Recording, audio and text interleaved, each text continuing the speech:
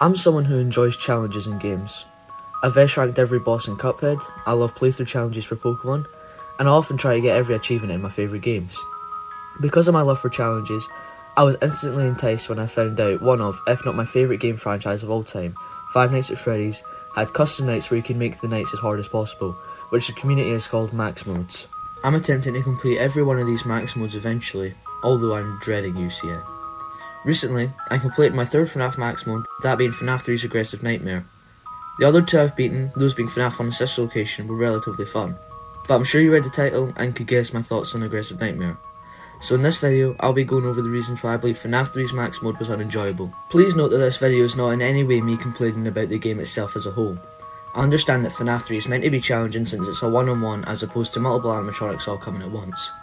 Do realise this video was just for fun and I don't actually mean any harm in this video. So please don't feel offended if I upset you in any way with my opinions, as it was purely unintentional and all just for fun. But with that out of the way, I'll discuss my first complaint with Aggressive Nightmare mode. FNaF 3's Aggressive Nightmare mode is the most RNG heavy max mode I've seen yet. This mode is almost entirely luck in my eyes and is more of an endurance test if anything. It's almost impossible to lure Springtrap to a camera you want, since he moves faster than your audio lures recharge, essentially making him roam around the map with little to no restrictions whatsoever. Whether or not he actually stays in an area is entirely dependent on RNG.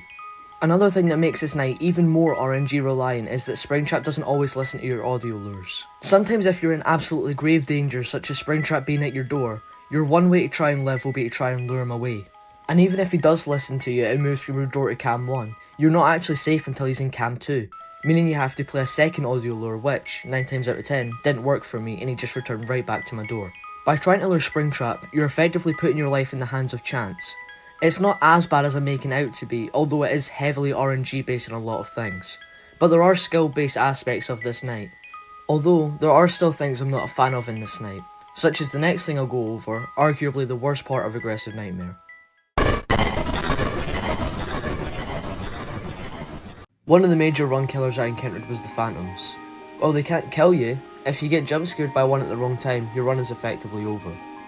Most of the Phantoms are easily avoided, like the Puppet, Chica and Mango. However, some of them show up very frequently. Phantom Foxy, Freddy and Balloon Boy are prime examples. Phantom Balloon Boy can spawn in every single camera in the building, although I'm unsure if he can spawn on vent cams. And all you need to do to get rid of him is either close the cameras entirely or just swap to a different camera. While he's very easy to get rid of, he can sometimes be a pain in highly tense moments. Foxy on the other hand is going to be one of, if not your worst enemy here. He spawns in your office between the door and the window and will jump scare you if you look directly at him. The solution? Look away. Sounds simple, sure, but in reality, he is a nightmare. In order to counter him, you must slowly pan your camera from right to left after coming out the cameras to see if he's there. However, if you're trying to hurry up to quickly repair something, it may not be in the front of your mind.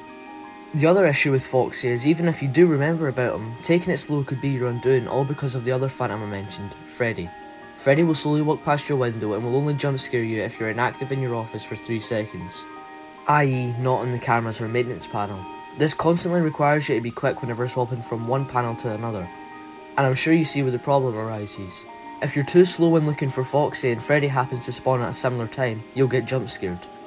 Not only that, but Freddy plays a certain noise when passing by your window, that sound being the exact same one that plays whenever Springtrap enters cams 5, 4 or 3. Because of this, you'll have to figure out whether or not Springtrap is actually in one of those cams, or if it's just Freddy walking past. And the worst part of all is that if you get jump scared by any of the Phantoms, you might as well kiss that sweet run goodbye, as the moment that alarm starts blaring, Springtrap will make a run for your office faster than a speeding bullet. Although, it's worth noting that if you do manage to survive a Phantom's jump scare, they are inactive for the rest of the night.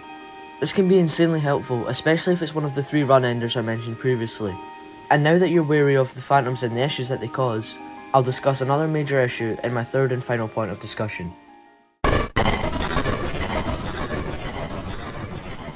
Springtrap moves way too fast. He has little to no time between his movement opportunities, meaning he can essentially free roam the building as he pleases. How he moves is decided by hidden values and equations, which makes him insanely unpredictable. While he does have an audio cue for when he moves, you don't know specifically which camera he's moved to, with a few uncommon exceptions.